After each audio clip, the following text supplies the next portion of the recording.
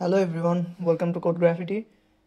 তো আজকে নতুন একটি ভিডিও নিয়ে হাজির হলাম, যেটা হচ্ছে টেক্সট ফিল্ডের উপর, যে আমরা জেটপ্যাক কম্পোজে কিভাবে টেক্সট ফিল্ড ইউজ করব এবং জেটপ্যাক কম্পোজের মধ্যে টেক্সট ফিল্ডের মধ্যে আমরা কি কি ভেরিয়েবল, কি কি নতুন কাস্টমাইজেশন পাবো এবং কিভাবে সেগুলোকে ইউজ করব।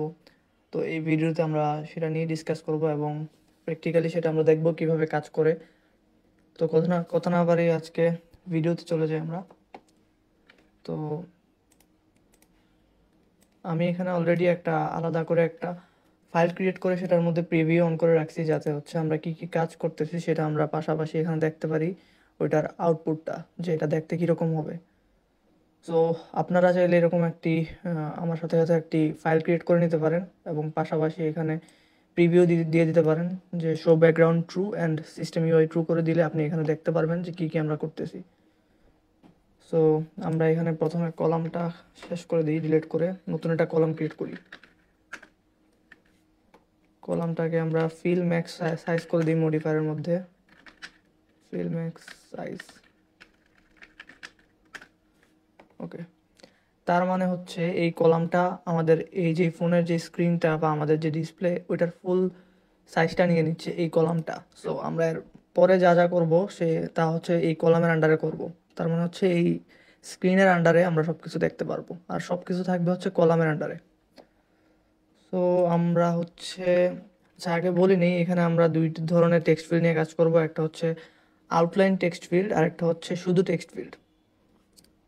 তো আমি একটা টেক্সট ফিল্ড ক্রিয়েট করি আগে। প্রথমে আউটলাইন টেক্সট ফিল্ডটা নেই।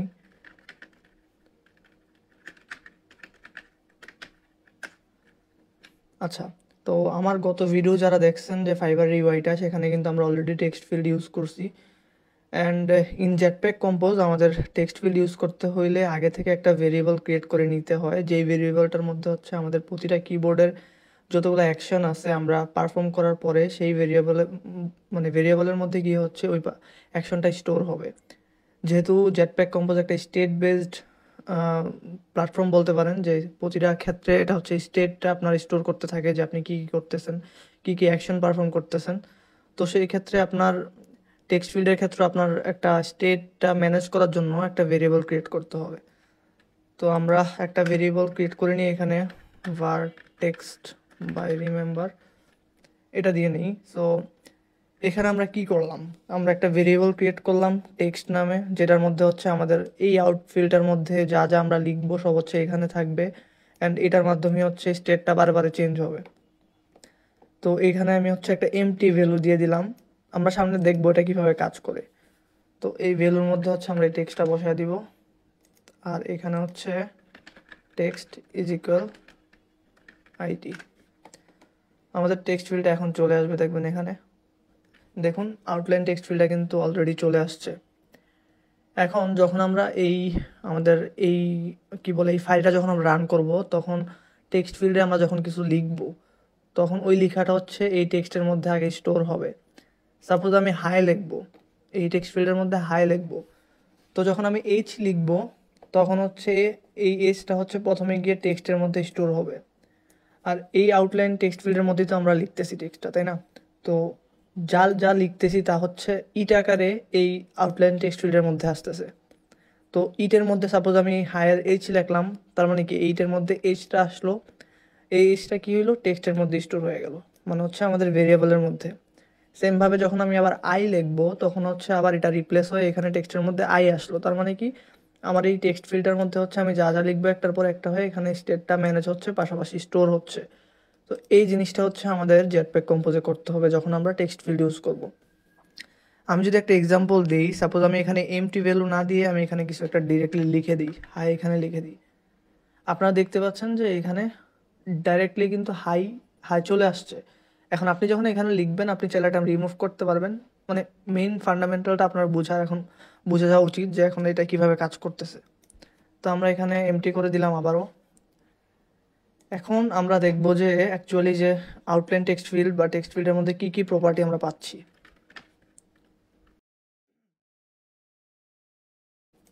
সো আমি এটাকে নিচে নামায় দিলাম, নামায় আমরা কন্ট্রোল চেপে রেখে আউটলাইন টেক্সট ফিল্ডের উপর যখন হোভার করব, তখন আমরা এই আউটলাইন টেক্সট ফিল্ড বা যত ধরনের প্রপার্টিজ আমরা ইউজ করি, text button column et cetera et cetera. Control চেপে এভাবে উপরে হোভার করলে হচ্ছে এটার মধ্যে আপনি কি কি প্রপার্টিস পাবেন সব এখানে চলে আসবে। তো আমরা দেখতে পাচ্ছি যে আমরা এই আউটলাইন টেক্সট ফিল্ডের আন্ডারে কি কি প্রপার্টিস পাচ্ছি। এখানে ভ্যালু আছে, অন ভ্যালু চেঞ্জ আছে, যেটা আমরা অলরেডি এখানে ইউজ করতেছি। তারপর কি কি আছে, মডিফায়ার। তো মডিফায়ারের কাজ কি? মডিফায়ারের কাজ হচ্ছে আপনি এই আউটলাইন টেক্সট ফিল্ডটা সাইজ, হাইট, উইথ, তারপর হচ্ছে আর কি কি বলে, রেডিয়াস, এসেক্ট্রেস, একটা ব্যাকগ্রাউন্ড, সব কিছু আপনি এই মডিফায়ারের মধ্যেই চেঞ্জ করবেন। আমরা যেরকম এক্সাম্পলের মধ্যে আলাদাভাবে ওখানে চেঞ্জ করতে পারতাম, প্রপার্টি ছিল হাইট উইথের, কিন্তু এখানে হচ্ছে মডিফায়ারের মধ্যে সব কিছু। সাপোজ এখন আমরা এই আউটলাইন টেক্সট ফিল্ডটাকে হচ্ছে এখন আমরা পুরা উইথ দিয়ে দিব। ওকে, তো মানে ফিল ম্যাক্স উইথ বলতে পারেন, বা আমরা এক্সাম্পলে যখন করতাম তখন ম্যাচ প্যারেন্ট ছিল, মানে হচ্ছে ফুল উইথটা নিয়ে নিত। তো ওইটা এখন আমরা করব। তো এখানে মডিফায়ার লিখবো, আবার modifier dot fill max with. এখন দেখবেন যে আমাদের আউটলাইন টেক্সট ফিল্ডটা ফুল উইথ নিয়ে নিছে। ওকে, ওকে ডান। এখন আমি চাচ্ছি যে এই আমাদের টেক্সট ফিল্ডের দুই পাশে একটু জায়গা হোক, তো সেটার জন্য আমরা এখানে ইউজ করব প্যাডিং। অ্যান্ড এইসব প্যাডিং, উইথ, হাইট সব কিছু হচ্ছে মডিফায়ারের আন্ডারে, মানে আপনি হচ্ছে যত কাস্টমাইজেশন করবেন সব মডিফায়ারের আন্ডারে। সো এখানে আমি ডট দিয়ে প্যাডিং লিখে দিব। যেহেতু আমরা হরাইজন্টালি যাচ্ছি, আচ্ছা না, আমরা ফুল উইথই চাবো। ধরেন আমি প্যাডিংয়ে এখন যদি আমি এখানে 16.dp দিয়ে দিই, তাহলে দেখবো উপরে নিচে ডানে বামে সব জায়গা হচ্ছে 16 করে পেয়ে গেছে। এখন আমি যদি চাই যে উপরে লাগবে না, আমার শুধু ডানে বামে লাগবে, সেক্ষেত্রে আমি চাইলে এখানে স্পেসিফিক্যালি হরাইজন্টাল লিখলে শুধু ডানে এবং বামে স্পেসিং আমি পেয়ে গেছি। তো এই ক্ষেত্রে আমি পুরোটাই চাচ্ছি। ওকে ডান। এখন আমি এটাকে আর কি কি চেঞ্জ করতে পারবো সেটা দেখব। আচ্ছা, আমাদের মডিফায়ারের কাজ শেষ। তারপর হচ্ছে এনাবল্ড। এনাবল্ড লেখাটা দেখে আপনারা হয়তো বুঝতে পারছেন যে এটার কাজ কি। মানে হচ্ছে এটা যদি আমি ট্রু করে দেই, তার মানে হচ্ছে আপনি এটার উপর কাজ করতে পারবেন। আর এটা যদি আমি ফলস রাখি, মানে হচ্ছে এটা, মানে কি বলে এটাকে, এটা ডিসেবল থাকবে আর কি, আপনি এটার উপর কিছু টাইপ করতে পারবেন না। এটা হচ্ছে এনাবল্ডের কাজ। তারপর আর কি কি আছে দেখি আমরা। Read only. রিড অনলি যখন আপনি ট্রু করে দিবেন, ওইটাও সেম, আপনি শুধু দেখতে পারবেন, কোনো চেঞ্জ করতে পারবেন না। এখন আমরা দেখবো আউটলাইন টেক্সট ফিল্ড আমাদেরকে আর কি কি প্রপার্টিজ অফার করতেছে। সো আমি যদি এটার উপর হোভার করি, আমি দেখতে পাবো টেক্সটাইল নামে আরেকটা প্রপার্টিজ। তো এটার কাজ কি? বেসিক্যালি আমরা যখন টেক্সট ফিল্ডের উপর কোনো কিছু টাইপ করব, তো ওই টেক্সটটা কি কালার থাকবে, কি সাইজ থাকবে, কি উইথ থাকবে, ওইটা হচ্ছে আমরা এখানে ডিফাইন করব টেক্সট স্টাইলের মধ্যে। যেমন আমি এখানে টেক্সট স্টাইল, তারপর এখান থেকে টেক্সট স্টাইলটাকে কল করে নিব। এখানে আমি font size, font with, style, family সব কিছু এখানে আমি ডিফাইন করতে পারবো। লাইক আমি যদি এখানে ফন্ট সাইজ দেই 18 SP, তারপর ফন্ট উইথ দেই বোল্ড, তাহলে হচ্ছে আমরা নেক্সট টেক্সট ফিল্ডের মধ্যে যা যা লিখবো সব হচ্ছে এটার মতো করে আসবে, 18 সাইজের টেক্সট অ্যান্ড বোল্ড হিসাবে আসবে আর কি। তারপর দেখব কি প্রপার্টিজ আমরা পাচ্ছি। তারপর পাচ্ছি হচ্ছে লেভেল অ্যান্ড প্লেস হোল্ডার। তো এটার কাজ কি? এটা হচ্ছে বেসিক্যালি আমরা টেক্সট ফিল্ডে লেখার আগে যেরকম একটা হিন্ট টাইপের পাই, যেরকম হচ্ছে ইন্টারিওর ইমেল, ইন্টারিওর পাসওয়ার্ড, তো এটার কাজ হচ্ছে প্লেস হোল্ডার। তো আমি যদি এখানে প্লেস হোল্ডারটাকে ইউজ করি, প্লেস হোল্ডার এটা কী আকারে থাকবে? অবভিয়াসলি টেক্সট আকারে। তো আমি এখানে টেক্সট দিব যে সাপোজ আমি এটা ইমেলের জন্য নিচ্ছি, এন্টার ইউর ইমেল। ওকে, তো যেমনটা দেখতে পাচ্ছেন এখানে কিন্তু আমাদের প্লেস হোল্ডার চলে আসছে। তারপর কি আছে দেখি, leading icon. So what is leading icon? Leading icon থাকে অনেক টেক্সট ফিল্ডে, আমরা দেখবো যে হিন্টের আগে এখানে একটা আইকন থাকে, মানে হচ্ছে ওই টেক্সট ফিল্ডটা কিসের, লাইক ইমেলের টেক্সট ফিল্ড হলে আমরা এখানে ইমেলের আইকন দেখি, পাসওয়ার্ডের হলে লকের দেখি, ফোনের হলে ফোন। সো এটা অ্যাকচুয়ালি লিডিং আইকন। তো আমরা যদি এখানে একটা আইকন প্লেসমেন্ট করি, লিডিং আইকনের মধ্যে icon dot icon dot default, sorry icons dot field dot, যদি আমি ইমেল দেই, তাহলে দেখবেন এখানে আমাদের লিডিং আইকনটা ইমেল চলে আসছে। যদিও আমরা এটা দেখতে পাচ্ছি না, কারণ বর্তমানে এটা হোয়াইট কালার আছে। তো ওইটা আমি করতে চাইলে আমি এখন যেটা করব সেটা হচ্ছে আমি এখানে আইকনকে কল দিব। এখানে আমি দিব হচ্ছে এইটা, আর এখানে দিব হচ্ছে ইমেজ ভেক্টর দিই, আর কন্টেন্ট ডেসক্রিপশন নাল। এখন চলে আসছে, আমরা দেখতে পারবো যে আমাদের যে ইমেলের আইকনটা সেটা চলে আসছে। এখন তখন কিন্তু আমরা কালার চেঞ্জ করতে পারতাম না, কিন্তু এই কি বলে এই লাইব্রেরিজটা ইউজ করার পর আমরা এখন এটার কালারও চেঞ্জ করতে পারবো চাইলে। এটা হচ্ছে টিন্ট আমি যদি দেই কালার ডট রেড দিয়ে দিই, এখন আমাদের ইমেলের কালারটা রেড হয়ে যাবে। ওকে, রেড হয়ে গেছে। তাহলে আমরা leading icon, place holder, text style, বাকিগুলো যা যা আছে আমরা বুঝলাম যে এগুলার কাজ কি। তারপর আমরা দেখব আর কি কি আছে। তারপর আছে হচ্ছে trailing icon. So what is trailing icon? আমি যদি একটা সিম্পল এক্সাম্পল দিই তাহলে বুঝতে পারবেন ট্রেলিং আইকনটা কি। আমরা যখন পাসওয়ার্ড লিখি তখন এখানে কিন্তু একটা আইকন থাকে, এর একটা চোখের একটা আইকন থাকে। তার মানে হচ্ছে আমাদের রাইট সাইডে আমরা যে আইকনটা ইউজ করি, it could be I or anything else, ওইটাই হচ্ছে ট্রেলিং আইকন, মানে হচ্ছে শেষে যে আইকনটা থাকে। তো ওইটাও আমি দিয়ে দিই। এখন আমি এটা কপি করে নিই। ওকে, এখানে আমি দেখি এর আইকন কোনো পাই কিনা, পাচ্ছি না। যাই হোক, আমি কিছু একটা দিয়ে দিলাম যেটা হচ্ছে লকের। এটা হচ্ছে ট্রেলিং আইকন। তারপর কি পাচ্ছি? তারপর পাচ্ছি হচ্ছে আপাতত সাপোর্টিং টেক্সট। সাপোর্টিং টেক্সটটা কি? এটাও ওয়ান কাইন্ড অফ প্লেস হোল্ডারের মতোই, কিন্তু এটার আরও স্পেশালিটি আছে। আমি সাপোর্টিং টেক্সটটাকে উঠাই, তারপর বুঝতে পারবেন যে এটার কাজটা কি। সাপোর্টিং টেক্সট, আমি যদি টেক্সট দিই যে ইউর ইমেল, और লিখতে পারি যে ইন্টার এ ভ্যালিড ইমেল, তাহলে দেখতে পারবেন যে এই সাপোর্টিং টেক্সটার প্লেসমেন্টটা কোথায় আসে। এই তো, এটা হচ্ছে সাপোর্টিং টেক্সটের প্লেসমেন্টটা। তো এটার আর কি কি স্পেশালিটি আছে? এটার স্পেশালিটি হচ্ছে এরকম যে আপনি চাইলে এটাকে ডায়নামিক করতে পারবেন। সাপোজ আপনি এখানে সেট করে দিলেন যে আপনি যে ইমেলটা দিতেছেন বা পাসওয়ার্ডটা দিতেছেন ওটা যদি 8 ক্যারেক্টারের কম হয় তাহলে এখানে লেখা উঠবে যে inter A password with 8 characters. বা আপনি চাইলে এটা ম্যানুয়ালি দিতে পারবেন যে আপনার টেক্সট ফিল্ডের অ্যাকশনের উপর ডিপেন্ড করে এটা চেঞ্জ হবে, আপনি এটাকে ডায়নামিক করতে পারবেন। তারপর আর কি আছে? তারপর আছে হচ্ছে ইজ এরর, সেটা আপনার সাপোর্টিং টেক্সটের ক্ষেত্রে এটা কাজে লাগে মোস্টলি। তারপরে আছে হচ্ছে ভিজুয়াল ট্রান্সফরমেশন, এটার মধ্যে আপনি রিপল এফেক্ট বা এরকম এফেক্ট চেঞ্জ করতে পারবেন। তারপর একটা হচ্ছে মোস্ট ইম্পর্টেন্ট, সেটা হচ্ছে কিবোর্ডের option. So what is keyboard option?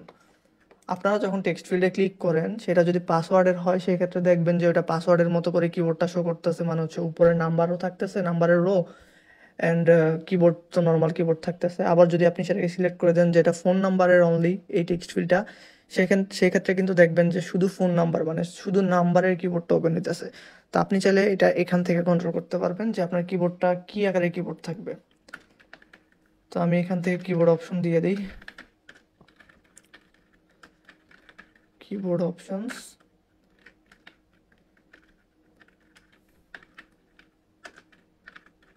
Keyboard type, এখানে দেখেন কি কি আছে। এখানে কিবোর্ড টাইপ পাসওয়ার্ড আছে, কিবোর্ড টাইপ ইমেল আছে, টেক্সট আছে, নাম্বার আছে, ফোন আছে। আপনি যেটা দিবেন ওই বেসিসে হচ্ছে আপনার কিবোর্ডটা ওপেন হবে। তো আমার যেহেতু একটা ইমেল, আমি হচ্ছে ইমেলটা দিয়ে দিলাম। তো এটার ক্ষেত্রে হচ্ছে মোস্টলি হচ্ছে আপনার @, যে ইয়েটা আছে ওইটাও থাকবে ওখানে। তারপর কি অফার করতেছে? তারপর থাকতেছে হচ্ছে আপনার এখানে আরও ইম্পর্টেন্ট যেটা, সেটা হচ্ছে সিঙ্গেল লাইন। ধরেন আপনি অনেক বড় একটা টেক্সট লিখতেছেন, তো আপনি যদি সিঙ্গেল লাইনটা যদি এনেবল না করে দেন, মানে হচ্ছে ট্রু না করে দেন, তাহলে হচ্ছে এটা যখন আপনি লিখবেন যত বড় হবে এই বক্সটা তত এক্সপ্যান্ড হইতে থাকবে, অনেক বড় হইতে থাকবে। তো আপনি যদি সিঙ্গেল লাইন ট্রু করে দেন তাহলে হচ্ছে এটা সামনের দিকেই বড় হইতে থাকবে, এটা যে টেক্সট ফিল্ডের সাইজটা ওইটা ফিক্স থাকবে। তো আমি এটা অবশ্যই সিঙ্গেল লাইন ট্রু করে দেবো, যেটা যেহেতু এটা একটা ইমেলের। তো আপনি যদি কোনো ডিসক্রিপশন বা এরকম কোনো বড় বা নোট টাইপের কোনো কিছু যদি আপনি টেক্সট ফিল্ড ইউজ করেন সেক্ষেত্রে আপনি এটাকে না ইউজ করলেও হবে, সেক্ষেত্রে এটা অটোমেটিক্যালি বড় হইতে থাকবে। সিঙ্গেল লাইন ট্রু মানে হচ্ছে সিঙ্গেল লাইনের মধ্যেই যা হবার হবে।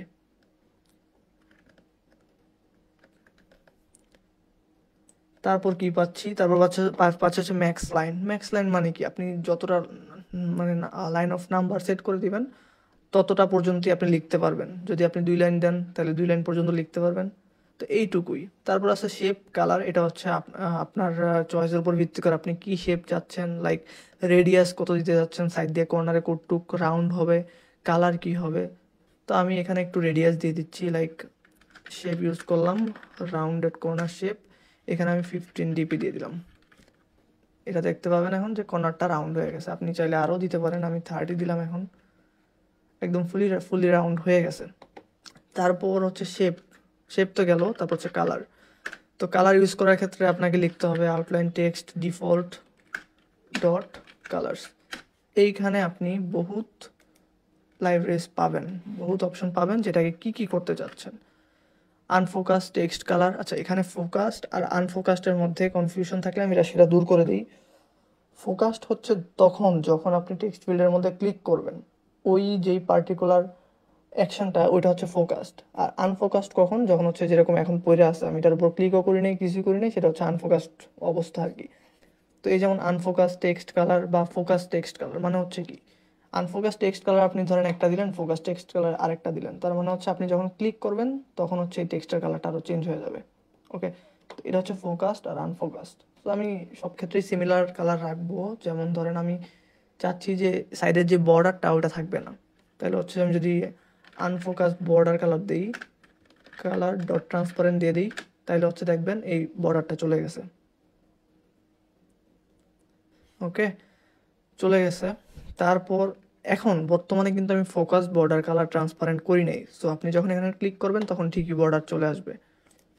আশা করি ফোকাসটা আর আনফোকাসটা বুঝতে পারছেন। তো আমি এই ক্ষেত্রে বর্ডার কালারটা রাখবো। আর পিছনে যদি আপনি কোনো ব্যাকগ্রাউন্ড কালার দিতে চান সেক্ষেত্রে দিতে পারেন, হচ্ছে আমি আনফোকাসড কন্টেনার কালার দিয়ে দিলাম, কালার ডট গ্রিন সায়ান দিলাম।